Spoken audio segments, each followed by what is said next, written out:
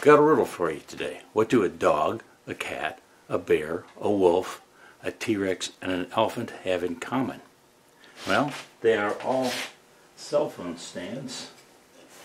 Everybody has a cell phone, and many times you want to prop it up on your desk so you can see the screen when you're doing something else, probably working on your computer. Well, I ran across patterns for these some time ago at Scroller Online. I will link in the description. And they've been very good sellers on my website, bobshomewoodshop.com. Little commercial there. I sold the last elephant the other day, and I'm almost out of the wolf. I have a few of the others, but I need to make some elephants. I need to make a couple wolves, and I'm going to show you how that is done in this video. The parts are all cut. The body of the coyote and the elephant are 1/2 inch. Their legs are 1/4 inch. The elephant's ears and tusks are 1/8 inch thick, and the coyote has his feet resting on a rock, and the rock is 1 inch thick material. I'm going to make this all out of red oak. And by the way, when I was cutting out the rock, Paul Simon's tune "Loves Me Like a Rock" came to mind, and now I can't get it out of my head. So if I end up humming something in the background and it's not quite recognizable, that's probably what it is. All right, let me start putting the patterns on the wood. My favorite method of attaching patterns to wood is scroll saw tape. It comes in 20 or 25 foot rolls. It comes from Scroller Online, the same source as the patterns. I'm currently putting together a video on methods to attach patterns to wood, and I will probably publish that before this one, so it's likely available. I'll go into, I came up with, I think it was either 8 or 9 methods to attach patterns to wood. By the way, one of the patterns that each page is going to have will be the base. I'm not going to use the scroll saw tape for that. I'll show you in a couple minutes, because one of the other methods of transferring a pattern to wood is to make a pattern, and if it's a simple item and you're going to make it over and over again like these, a pattern out of masonite or plywood is a good way to go. It's fast and it saves you time and materials, meaning either the scroll saw tape or the painter's tape or the packing tape or the whatever you use, spray adhesive, whatever you use. Okay, those are the patterns for the elephant and the coyote. I'm going to try to keep saying coyote instead of wolf, although if I say wolf, forgive me. I mentioned pattern. I made this out of plywood, I think. I don't know. No, yeah, I made it out of some plywood. And rather than have to use the adhesive or scroll saw or anything, it's real easy to just trace the patterns onto the wood when you've got something this simple. I'm not sure, I don't think I'll get all 8 on here, but I've got some more 1/2 inch material.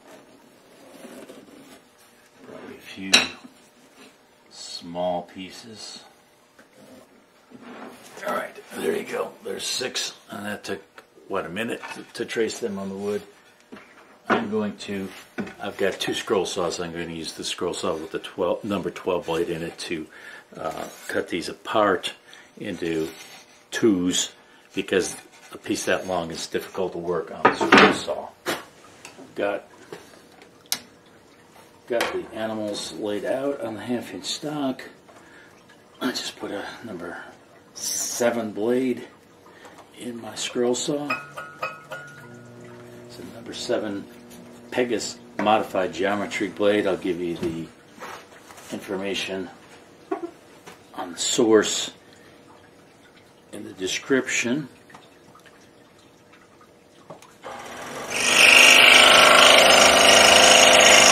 These are fairly easy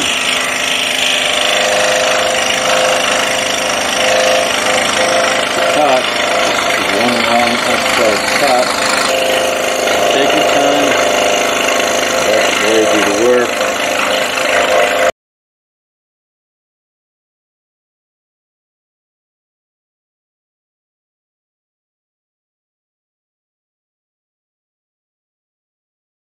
Let's switch to the elephant.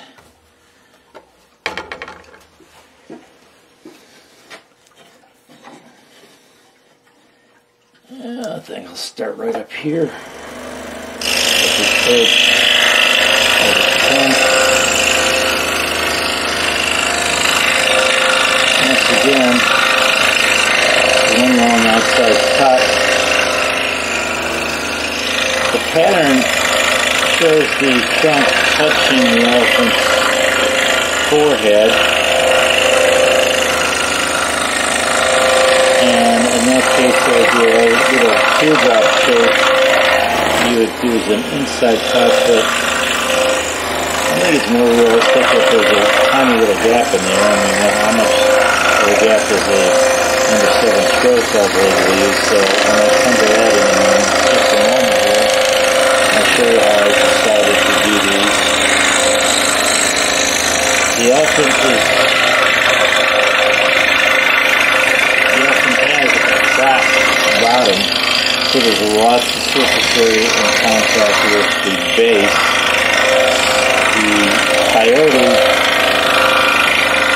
anything touching the base of its feet, paws, and not quite as much surface area, but I still haven't had any problem with it. I have had an occasional dog and cat because there's so little surface area touching the base that when I shift them, sometimes they break. But it's always been a clean break, almost always been a clean break, and the customers have been able to glue them back together. Now, I've always offered if that wasn't satisfactory, I would send them another. So, there's the elephant. I noticed the blade was getting a little dull. The indication of that is that it's taking longer to cut, taking a little bit more effort. So I'm going to put a new blade in here. This is a number 7. The way to find out which way it is up is if you run the blade like this. There's a little tiny bit of resistance, but not much. But you flip it over, and the other way, it wants to bite in. Don't do it too hard. You don't want to cut yourself, although I think you'd really have to work at it to cut yourself with a scroll saw blade. So I'll put it in the holder, tighten it up. Okay. Now the base for these, by the way, I did find some more. I found some small pieces, so I didn't have to prep anything more. It's just an oval.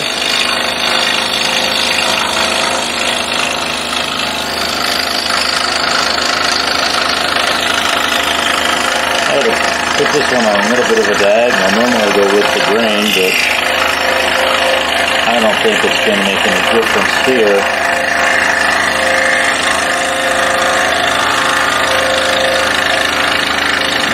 I hate to waste material. I could have used it for a banana project or another dog, but right now, this is the project I'm working on, so I need to find something for this project.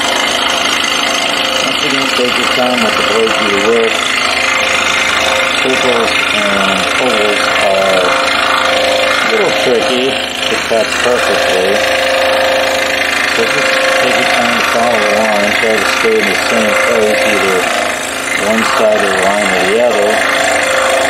Or I just generally try to obliterate the line with the blade, going right up the middle. Where a lighter magnifier comes in handy. With an oval, you're going to have a tiny rough spot where you started and then ended. No big deal. You can sand that off easily. So that's the process for the bases. I've got 7 more to go, and then we'll move on to the 1/4 and 1/8 inch pieces. We'll go with the small parts now. This, talk about small, that is a very small piece of wood, 1/4 inch, but I don't like throwing away anything that might be usable, and sure enough, it's usable. So I'm going to use, for this, I think probably the best method of attaching patterns that are small on small pieces of wood like this is a glue stick. Available, you should be able to find them any place they sell crayons and children's art supplies, probably even regular art supplies. I don't know. I know they have them in my local dollar store. They're inexpensive. Rub them across the back of the pattern, stick it to the wood, and there you go. So I have the legs for the coyote, and I have the legs for the elephant, and I will get those done on these small pieces of 1/4 inch material, and then we'll cut them on the scroll saw. I've got all the 1/4 and 1/8 inch pieces on wood. Here's the glue stick. As I said, works fine for small items like this.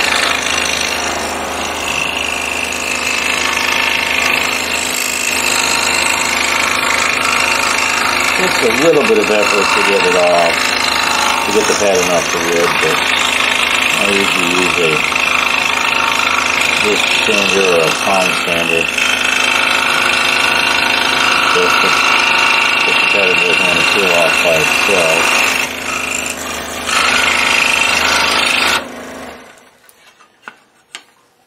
So that's one of the legs for the elephant.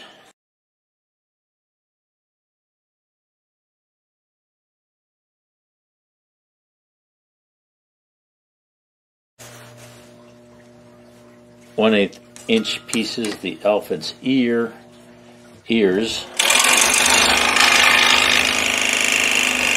I'm even going to slow the blade down a little bit for this, since 1/8 is very thin. You do not need an aggressive cutting blade for something that thin.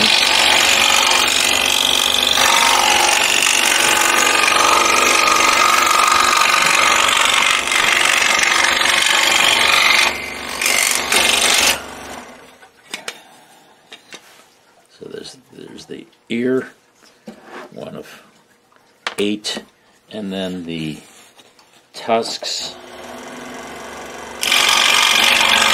And cut them up with a little bit of material.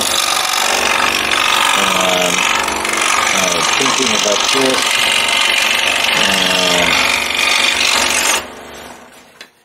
you might want to refer to that as a cutting these parts as a tusk task.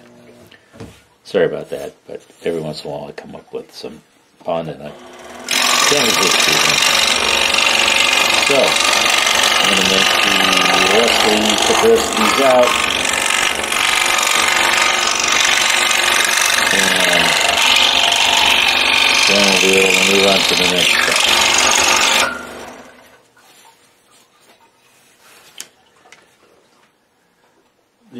bases for the cell phone stands look good with a roundover. When I first started making them, I just eased the edges with some sandpaper, but I think they need a little bit more than that. So I'm going to go to the router table and put a roundover on each of these, just on the top side. The bottom side I just ease with sandpaper.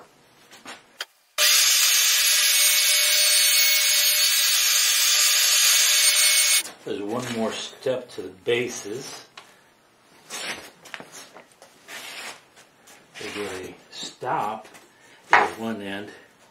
I make these up in batches since they're small, and I've got a little jig for ripping strips, narrow strips on the table saw. The wolf, coyote, whatever, rests on a rock, and the rock goes onto these. So I might as well get those done too. Take a couple minutes. I made a mistake. I made a batch of these, and I had the rock too close to the. I had the rock too close to that. I had the rock too close to the end, and you need some room for the cell phone to go in there. So I learned a lesson from that one. Now each of these, if you'll remember, has a pattern, and the pattern will show you exactly where the legs are going to go. I'll start with the elephant. That's the easier of the two, and if you'll remember, I used scroll saw tape on the animal bodies. So what I will do is I'll put the elephant on right on top of the picture, and then I will use that as my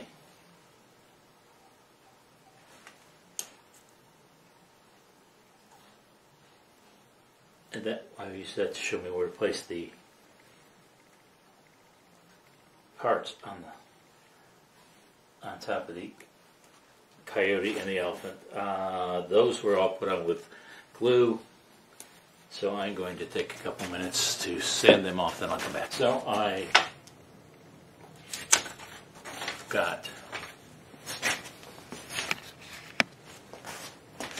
got one set of parts ready just to show you how it works.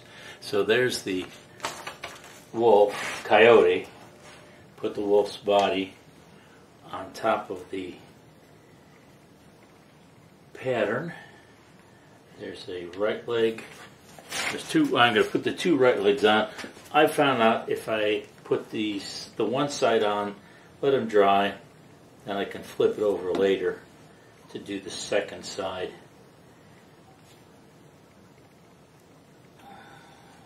And when I get to that, you'll kind of see why I do it that way. Alright, there's the right front. Here's the right rear leg.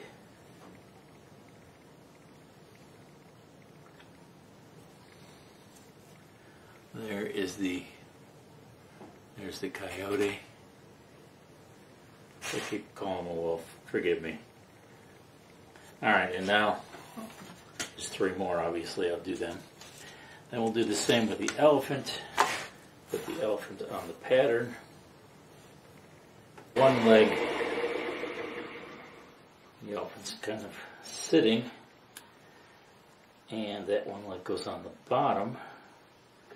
That's easy enough. Line it up with the bottom. And then the other leg, the front right leg, goes here. Let's again use the diagram. One of the ears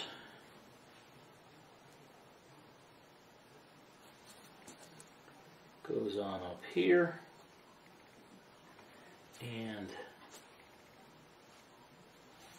a tusk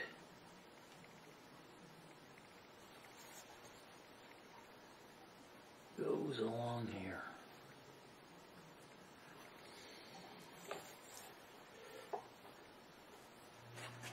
That is one side of the elephant, and I'll let that dry. Come back and do the other side in a while.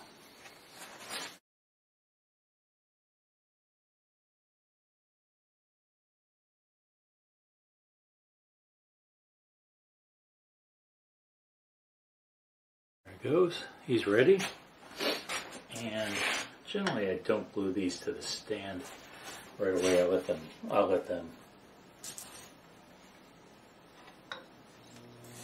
the glue dry first.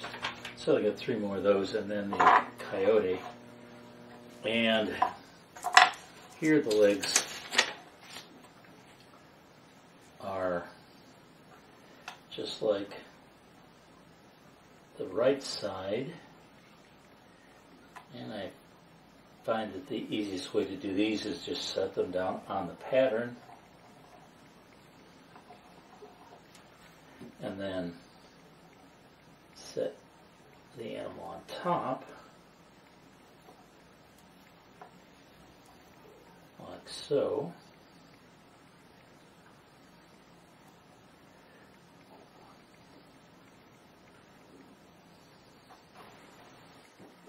Put some glue in the bottom, spread it around a little.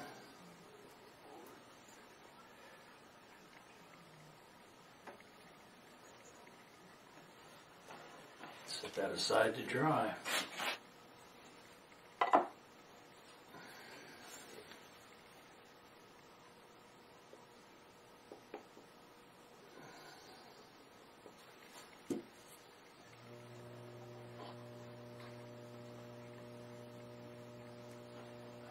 The cell phone stands are complete. The coyote and the elephant, as you can see, it makes a great way to take your cell phone and prop it up on your desk so you can see it while you're doing whatever. These are good selling item in my shop, and you might want to get the patterns and make some for yourself, for friends, for gifts, for family, but it's a nice item. Not too difficult, no inside cuts at all, some small pieces, and a little tricky putting together. The elephant is the easiest of them all. The others, because of the way the legs sit, are a little bit more difficult, but not a huge challenging situation, and one you might look into.